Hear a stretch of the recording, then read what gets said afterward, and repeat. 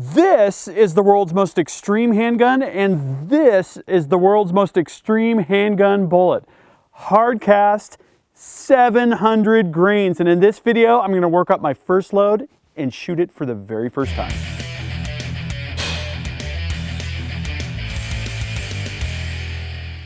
Gavin here from UltimateReloader.com. I've been having a ton of fun with the 500 Smith & Wesson Magnum revolver. I've shot 335s, 350s, 440s, and even 500s, but I've never gone so extreme as to shoot 700 grain bullets, and I'll be totally honest with you, I'm a little bit intimidated. So why don't you come with me into the reloading room? We're gonna work up some loads, and we're gonna shoot these over the chronograph. We might even blow some stuff up.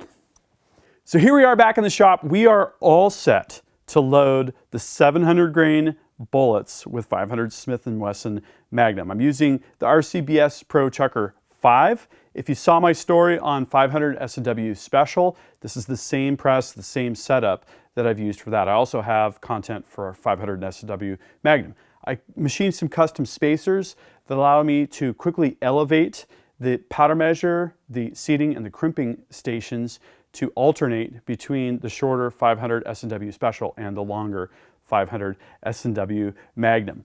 We're going to be shooting 3 different loads. We've got all Matt's bullets for these. Thank you, Matt, for sending the bullets for testing. We've got 335s. We've got 440s. So I loaded the 335s previously. I just finished with the 440s, and now I'm set up to load the most extreme handgun bullet, the 700 grain hard cast with gas check. These all have gas checks. They're premium bullets. And this literally pushes things to the limit. This uses up all of the length that we have in the cylinder on the 500 S&W Magnum handgun. This is the heaviest weight pistol bullet for all intents and purposes that you're gonna find, and I can't wait to shoot it. So let me show you the loading setup. In station number 1, I've removed the sizer because we're using brand new Starline brass. Station number 2 is gonna prime at the bottom and expand the case mouth at the top. Station number 3 is our powder charge. Station number 4 is our seating, and station number 5 is crimping. Important that we have separated the seating and the crimping. You see how much the case comes up onto the bullet here? Well, if we don't separate those 2 stations, we run the risk of shaving lead as the crimping is happening. Plus, this makes it a lot easier to set things up. Literally, switching between the 440s and the 700s was just a matter of backing out the seating plug on the seating die. So it is a very good setup. Like I mentioned, we've got brand new Starline brass, we've got Federal 210 large rifle primers, and then we've got Matt's 440s and 700s as seen here, and we've also got the 335s that we're going to shoot. Hodgdon H110, it is a staple Magnum handgun powder. Also good for other things like 300 Blackout. So we've got the press run up. Each time we're going to just drop a bullet in station number 4, go all the way to the top. And then these cartridges are so top heavy that I'm manually sort of grabbing them out of the press. Otherwise they can fly out, hit the floor, and so on and so forth.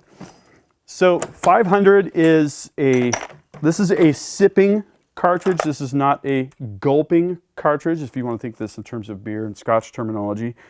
And so I'm not in a hurry here, but this is a very effective and fast workflow. The ammo is loaded, I'll admit. I've got butterflies in my stomach. Let's head out to the range and we're going to work our way up to these monster 700 grain loads. So I decided to do the shooting today at this pistol range right outside the shop. Let me show you what we got for a setup here. So I'm going to be shooting over the Caldwell G2 chronograph. This is going to capture our velocities. We've got another camera here set up with my iPhone, and that's got the Caldwell app, and that's going to record the velocities as they come in. Of course, we've got the 500 Smith & Wesson Magnum. This is going to be our centerpiece for the story. Over here, we've got 2 200 watt second lights. These are almost equivalent to daylight, and we've got those set up because we've got the Edgertronic SC2 Plus. Now this camera can do 4,456 frames per second, and that's going to show us the true magnitude of the abuse that this 500 Smith & Wesson Magnum can inflict on the shooter. And last but not least, we've got some DM Targets pistol steel hung at about 20 yards, and we've got a camera that's going to record that as well. So we're going to get set up. We're going to start with the 335s.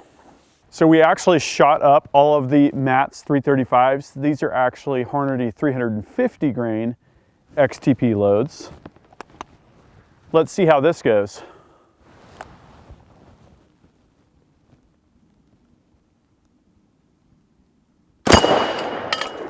That's actually pretty light.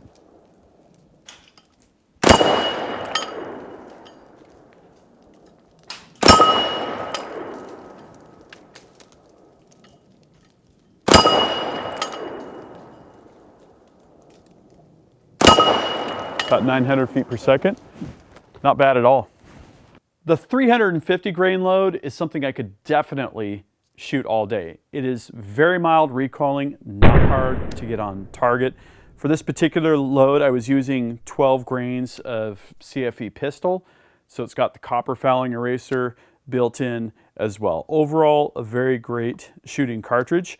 And what I did for each of these loads was I found an energy, momentum, and Taylor knockout calculator. Now this is going to give you three different numbers: energy, momentum, and this Taylor knockout number, which was John Taylor, very prolific African hunter, developed this as kind of a power yardstick to define the knockdown power, which is really what 500 Smith & Wesson Magnum is about. So at 350 grains, an average speed that we recorded of 915 feet per second, and 0.500 inches bore diameter, the caliber.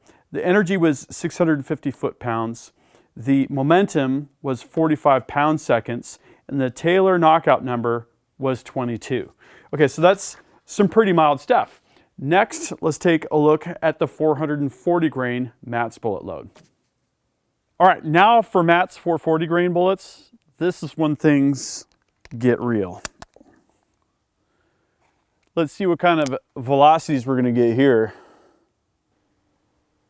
Holy moly! Woo! Oh, refreshing.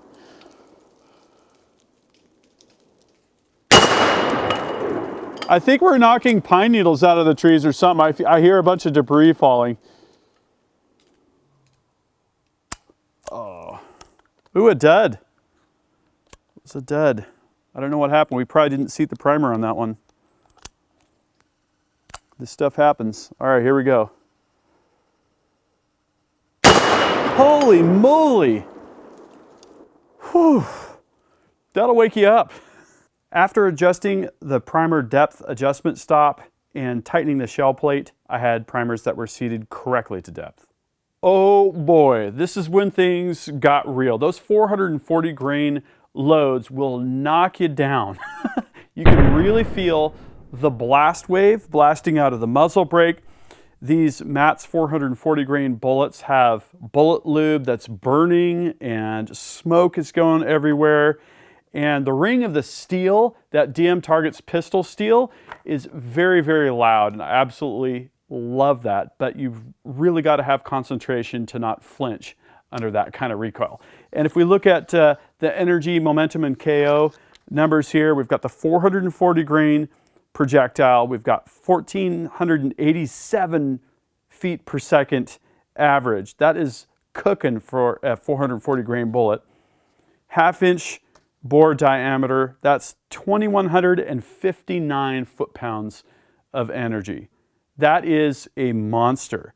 The momentum was 93 pound-seconds, and the Taylor KO number was 46. Now compare that to the 350 grain load where it was just 22. So it's essentially double the knockdown power. And now, time for the big daddy, the 700 grain load. The moment has arrived. The 700 grain load. This is ridiculous. Let's see what's going to happen now. I'm going to aim kind of at the... Oh!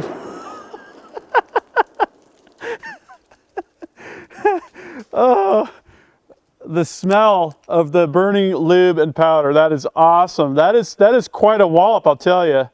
I think that the target is complaining majorly over there.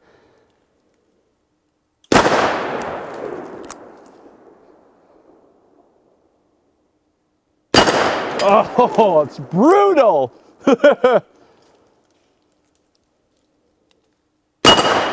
Oh.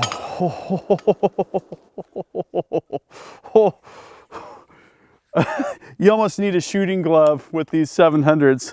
Wow, that is fun.